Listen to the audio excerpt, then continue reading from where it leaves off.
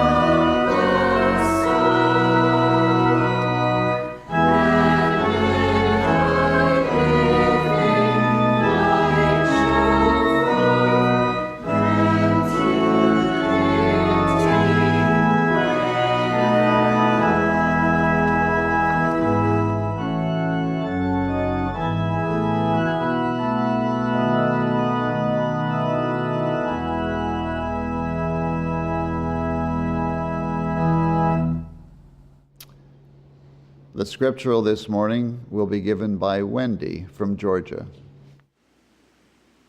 Good morning. I will read from Jeremiah. I am with thee to save thee and to deliver thee, saith the Lord. And I will deliver thee out of the hand of the wicked, and I will redeem thee out of the hand of the terrible. Psalm. Make a joyful noise unto the Lord, all ye lands. Serve the Lord with gladness. Come before his presence with singing. Enter into his gates with thanksgiving, and into his courts with praise. Be thankful unto him, and bless his name. For the Lord is good. His mercy is everlasting, and his truth endureth to all generations. The Lord knoweth the days of the upright, and their inheritance shall be forever. The steps of a good man are ordered by the Lord, and he delighteth in his way. Though he fall, he shall not be utterly cast down, for the Lord upholdeth him with his hand. For the Lord loveth judgment, and forsaketh not his saints. They are preserved forever.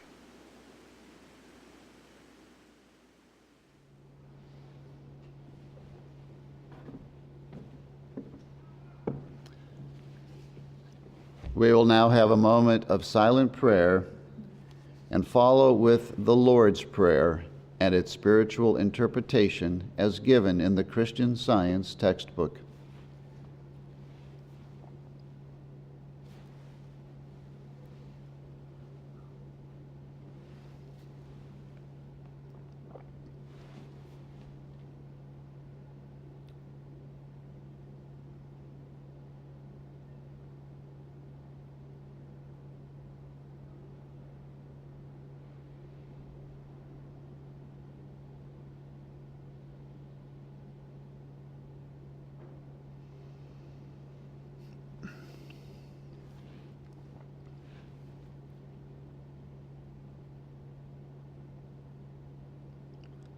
Our Father, which art in heaven. Our Father, Mother God, all harmonious, Hallowed be thy name. Adorable One, Thy kingdom come. Thy kingdom is come. Thou art ever present. Thy will be done in earth as it is in heaven. Enable us to know, as in heaven, so on earth, God is omnipotent, supreme. Give us this day our daily bread. Give us grace for today. Feed the famished affections.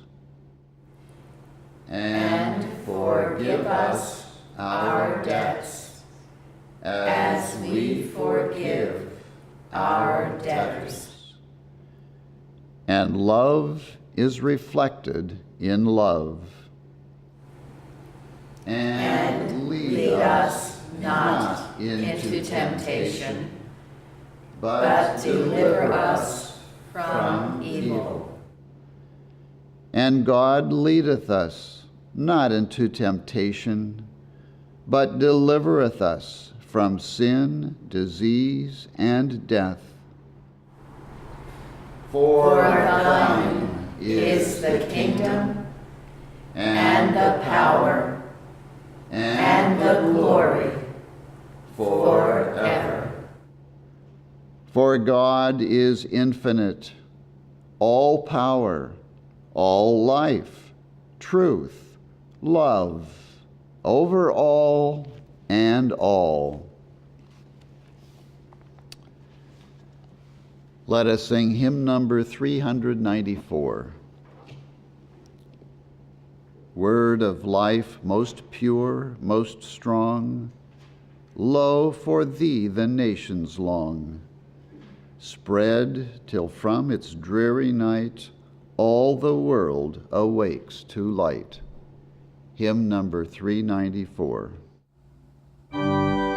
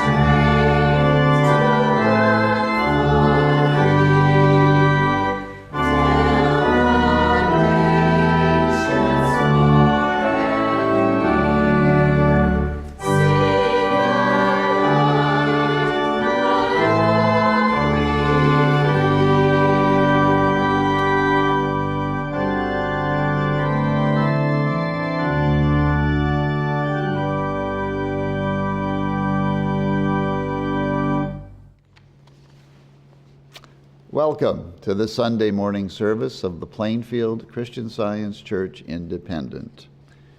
We have members and participants from around the world. And you can find us on our website, plainfieldcs.com. You can also find us on YouTube, Facebook, Twitter, and SoundCloud. We conduct services every Sunday morning, beginning at 10 o'clock with our roundtable discussion, and we have a testimony meeting every Wednesday evening at 8:15, where you can hear testimonies of healings and of lives changed through the study and practice of Christian Science. And you can listen to all of our services, either on our website or on YouTube, or from your telephone via a teleconference number that we provide. We have a Sunday school for children every Sunday morning at 11 a.m. And that Sunday school also has its own teleconference number. So if you don't live in the area, and if you have a child who would like to attend Sunday school, call us. We'll give you the number, and your child will be most welcome. And for all of our services, we have a nursery available for infants and toddlers. So bring the whole family. Next Saturday morning, we will have another Bible study class, and that will be at 10 a.m. The study questions will be on our website shortly. So please join us next Saturday morning at 10 a.m. for a Bible study session that will change you forever. Guaranteed. Everyone is welcome here, and that includes all of you who are listening and participating from around the world.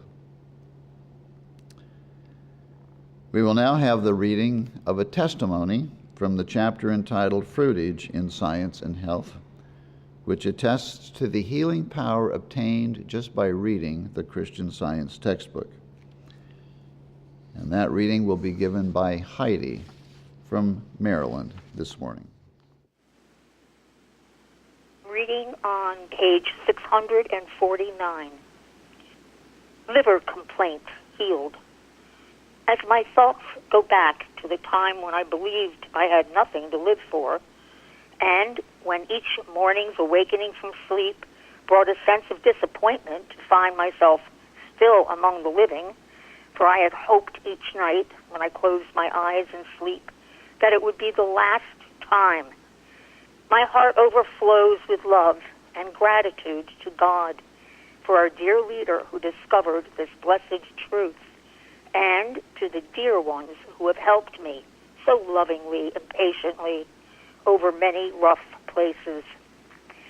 12 years ago, I consulted a physician because I had noticed some odd-looking spots on one of my arms. He said they were liver spots, but that it was not worthwhile prescribing for those few, and that I should wait until I was covered with them. After about 3 months later, with the exception of my face and hands, I was covered with them. Then I became alarmed and called on another physician who prescribed for me, but he finally said he could do no more for me. Other physicians were consulted with no better results. 6 years ago, friends advised me to see their family physician, and when I called on him, he said he was positive he could cure me. So I asked him to prescribe for me. At the end of 2 years after prescribing steadily, he said I was so full of medicine that he was afraid to have me take any more, and he advised a rest. After having paid out a small fortune, I was no better and very much discouraged. 2 years ago, having failed in business, I applied to one of my patrons for a furnished room where I could meet the few I still had left. This lady, who was a Christian Scientist, loaned me Science and Health, and because she asked me so often how I was getting on with the book, I began reading it. I also attended the Wednesday evening meetings, which I found very interesting. After hearing the testimonies at the meetings, I decided to speak to some practitioner about those spots, but not until I had at least $100 on hand, because I thought I would require that amount for treatment, as I had been accustomed to paying high prices. I had not inquired about prices, and in fact did not speak to anyone about my intentions, because I felt sensitive on this subject. When I had read about half of Science and Health, I missed the spots, and upon searching could find no trace of them. They had entirely disappeared without treatment. In a few weeks, the reading of that book had accomplished what Materia Medica had failed to accomplish in 10 years. It is impossible to express the feelings of relief and happiness which came over me then. C.K., Astoria, New York.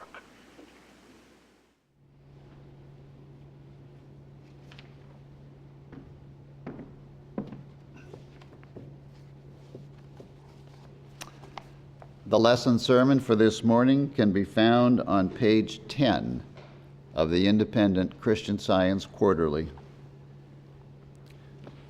Subject, everlasting punishment.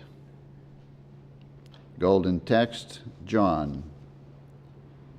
He that reapeth receiveth wages, and gathereth fruit unto life eternal, that both he that soweth and he that reapeth may rejoice together. The responsive reading, 2 Corinthians. This I say, he which soweth sparingly shall reap also sparingly, and he which soweth bountifully shall reap also bountifully. Every man according as he purposeth in his heart, so let him give, not grudgingly or of necessity, for God loveth a cheerful giver.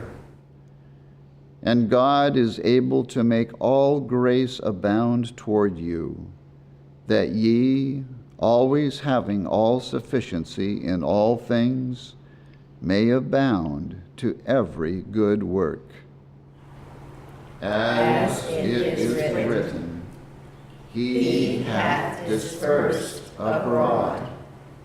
He hath given to the poor. His righteousness remaineth forever.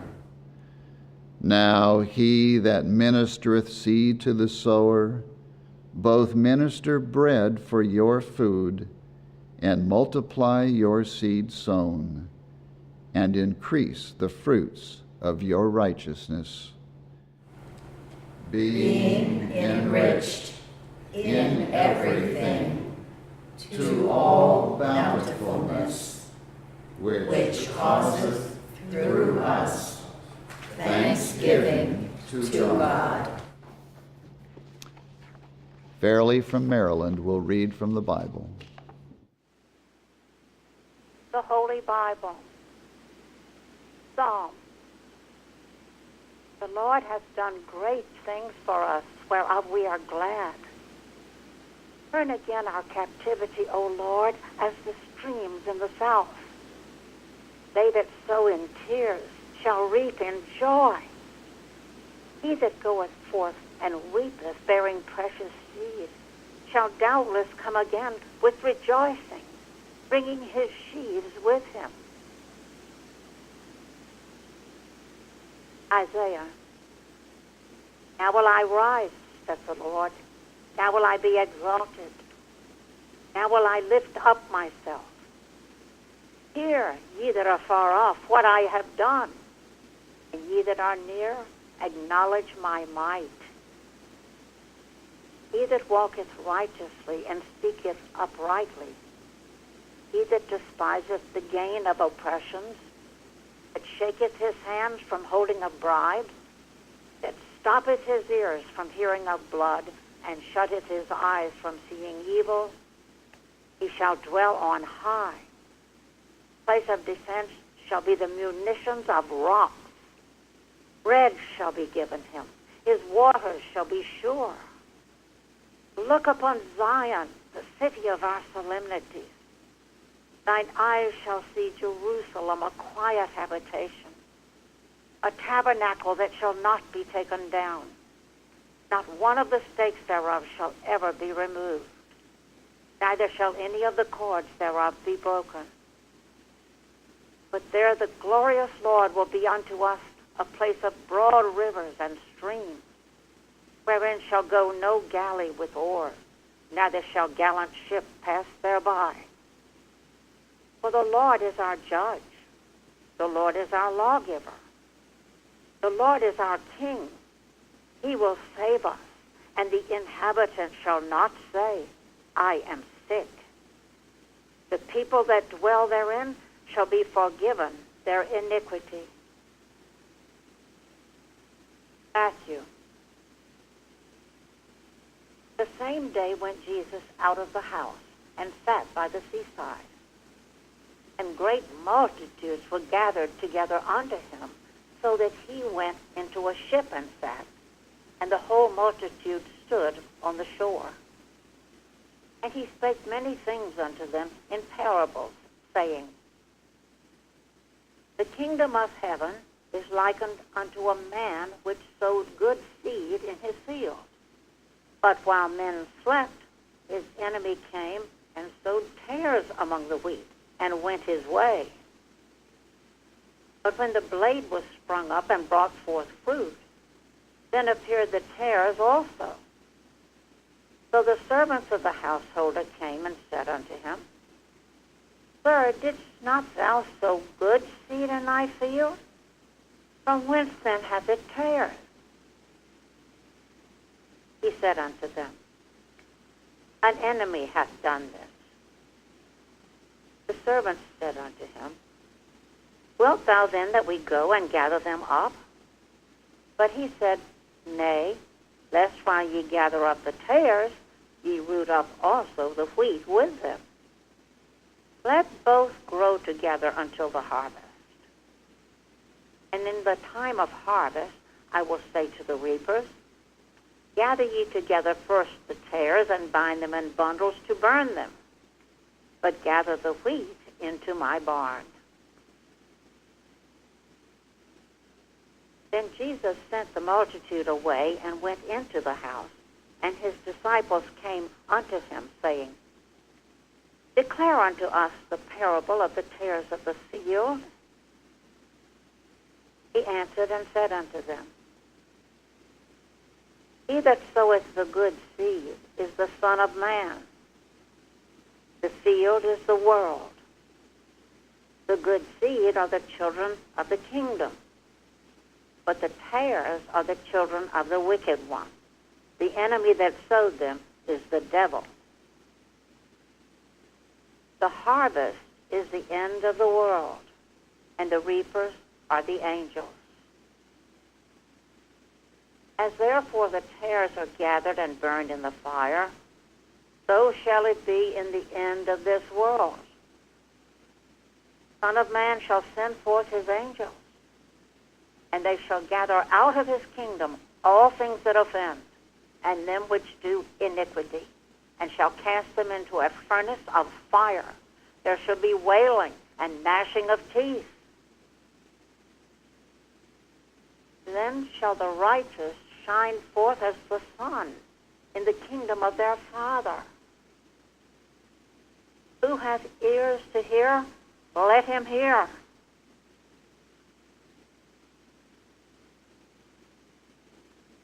And he said unto them,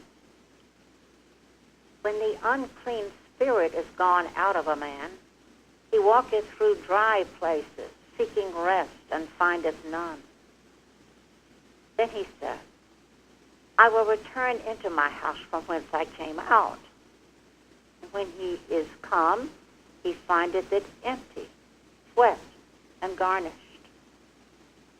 Then goeth he, and taketh with himself 7 other spirits more wicked than himself, and they enter in and dwell there. And the last state of that man is worse than the first. Even so shall it be also unto this wicked generation.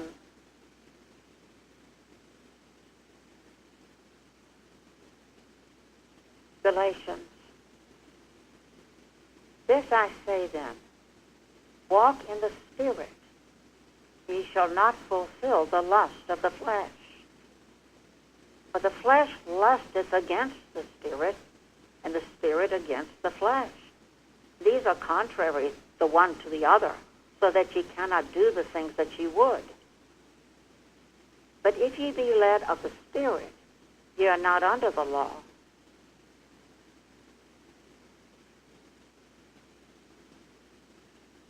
Bear ye one another's burden, and so fulfill the law of Christ.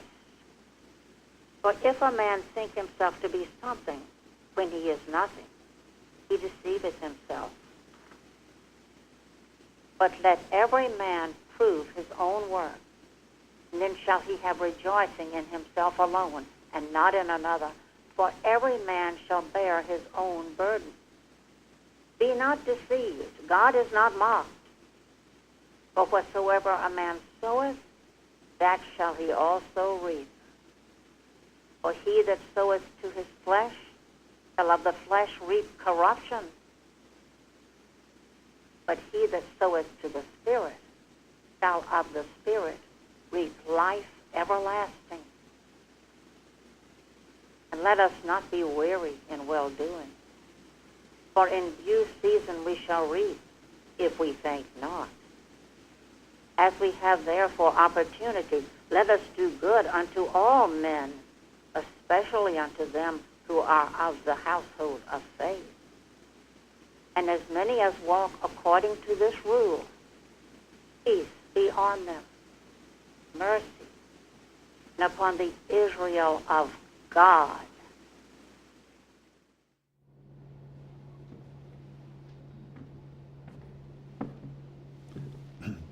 Florence from Georgia will now read. I will read from our textbook, Science and Health with Key to the Scriptures by Mary Baker Eddy.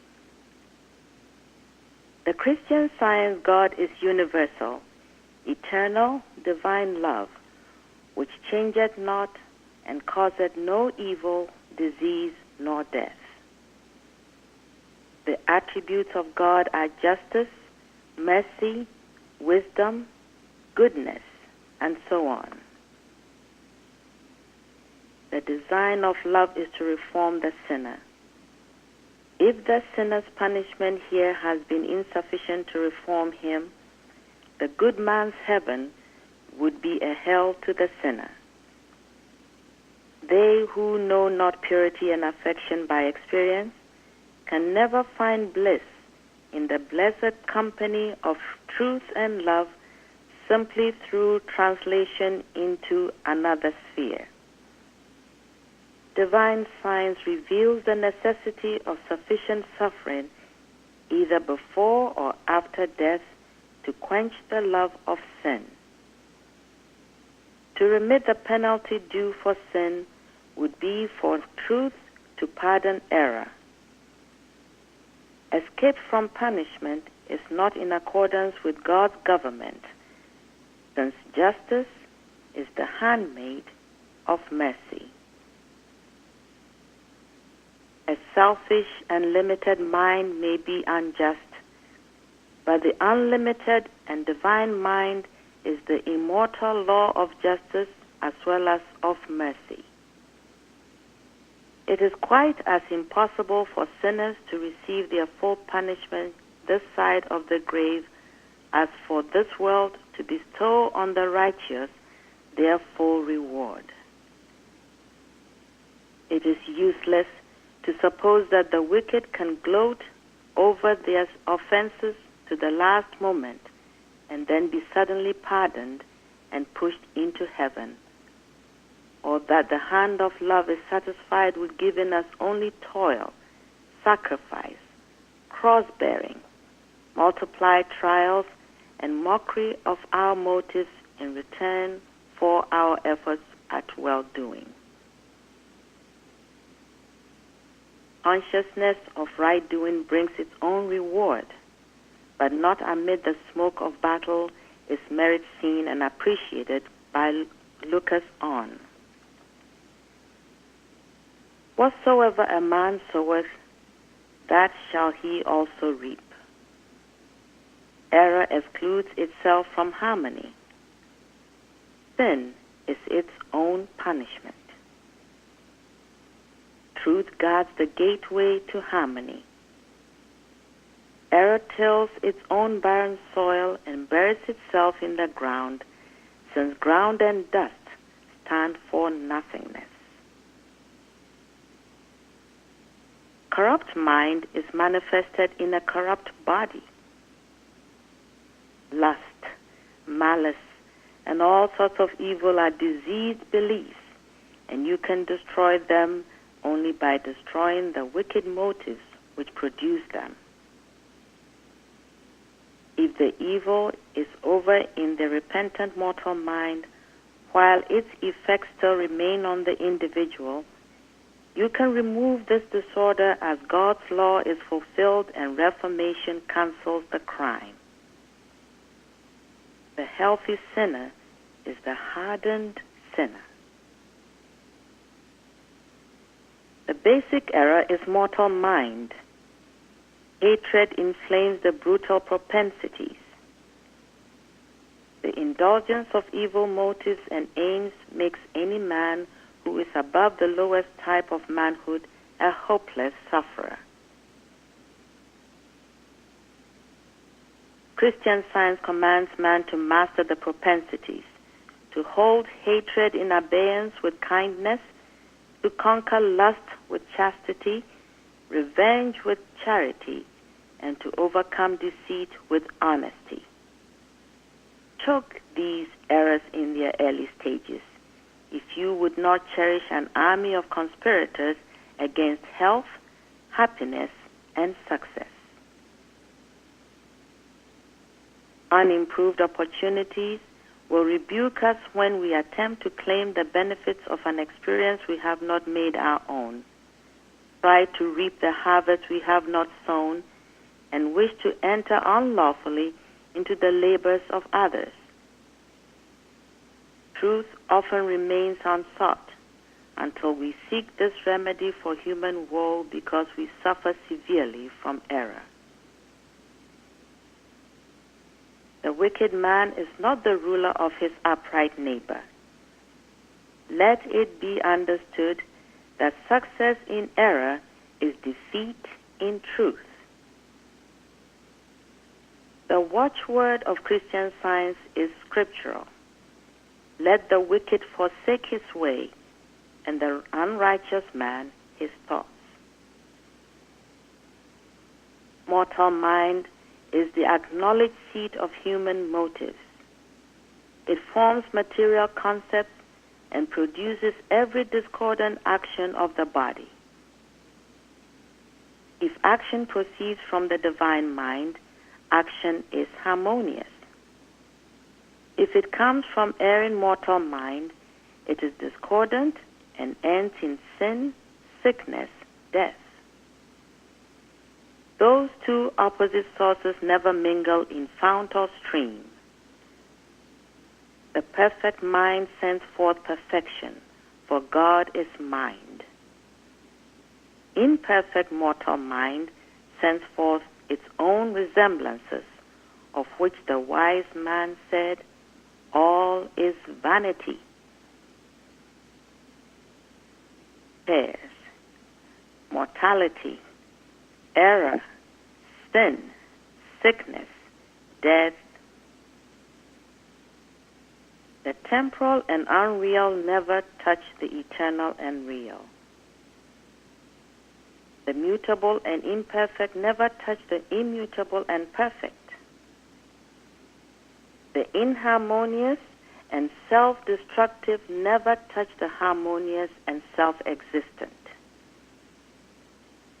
these opposite qualities are the tares and wheat, which never really mingle, though to mortal sight they grow side by side until the harvest. Then science separates the wheat from the tares through the realization of God as ever-present and of man as reflecting the divine likeness. To mortal sense, sin and suffering are real, but immortal sense includes no evil nor pestilence. Because immortal sense has no error of sense, it has no sense of error. Therefore, it is without a destructive element. Harmony is produced by its principle, is controlled by it, and abides with it. Divine principle is the life of man. Man's happiness is not, therefore, at the disposal of physical sense. Truth is not contaminated by error. Harmony in man is as beautiful as in music, and discord is unnatural, unreal. Heaven is not a locality, but a divine state of mind in which all the manifestations of mind are harmonious and immortal, because sin is not there, and man is found having no righteousness of his own, but in possession of the mind of the Lord, as the Scripture says. When man demonstrates Christian science absolutely, he will be perfect. He can neither sin, suffer, be subject to matter, nor disobey the law of God. Therefore, he will be as the angels in heaven.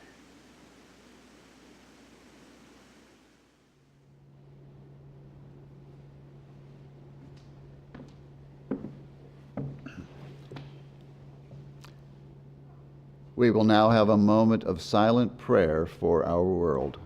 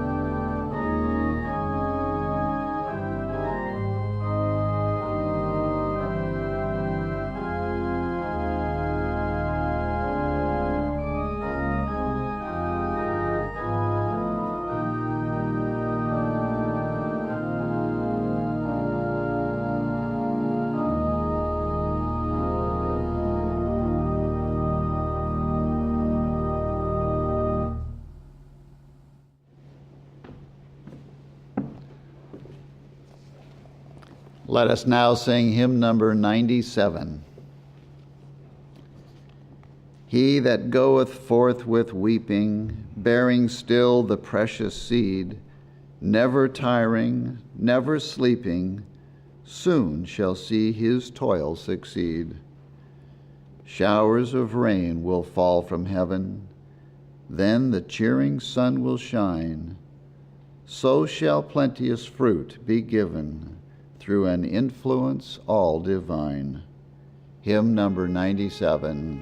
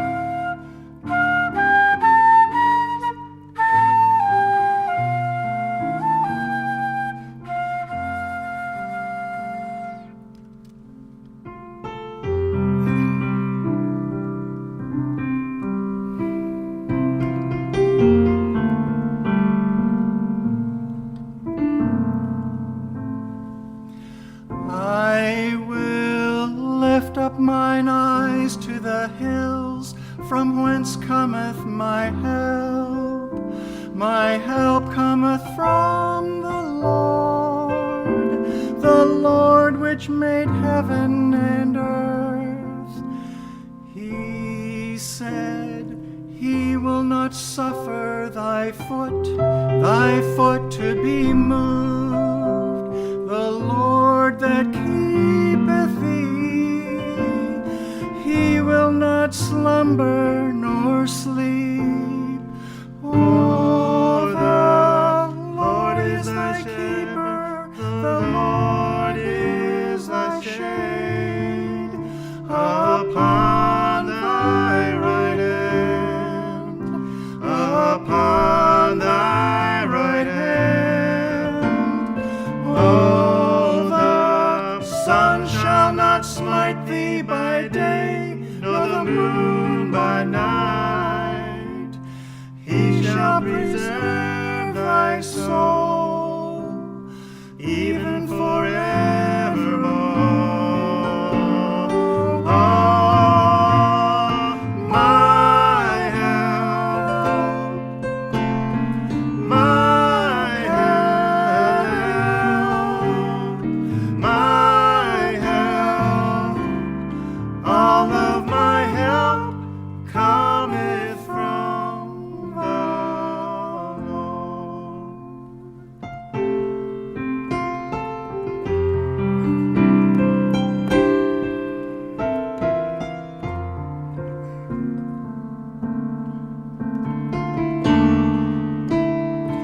For the Lord is thy keeper, the Lord is thy shade upon thy right hand, upon thy right hand.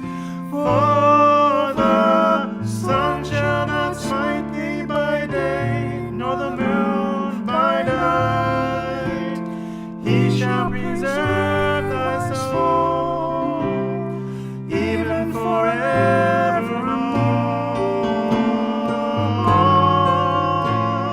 My help, my help,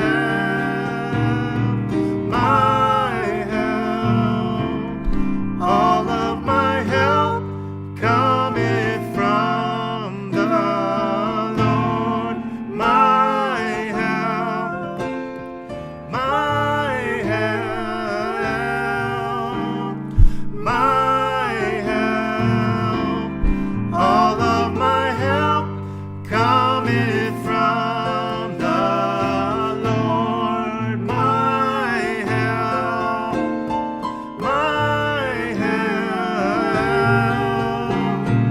my help. All of my help cometh from the Lord. Lift up thine eyes, lift up mine eyes to the hills. All of my help cometh from the Lord. Lift up thine eyes, lift up mine eyes to the hills. All of my help cometh from the Lord.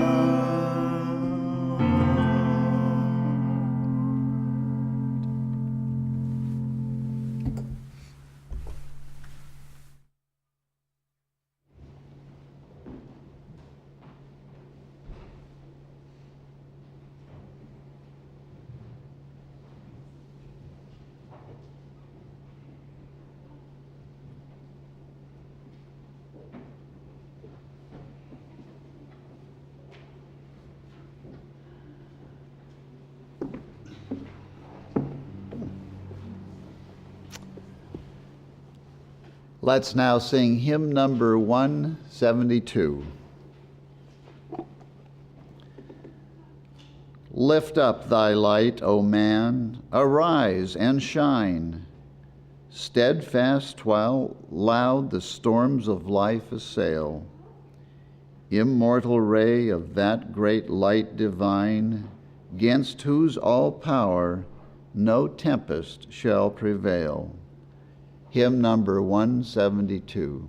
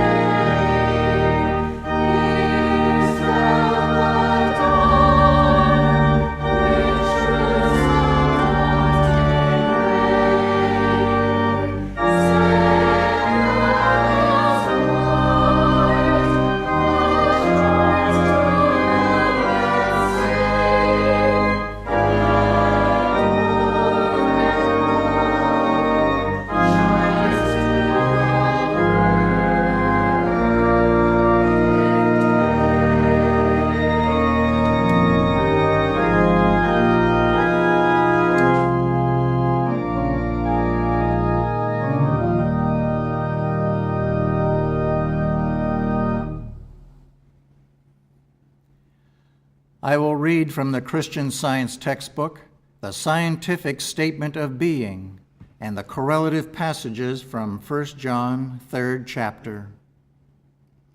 There is no life, truth, intelligence, nor substance in matter.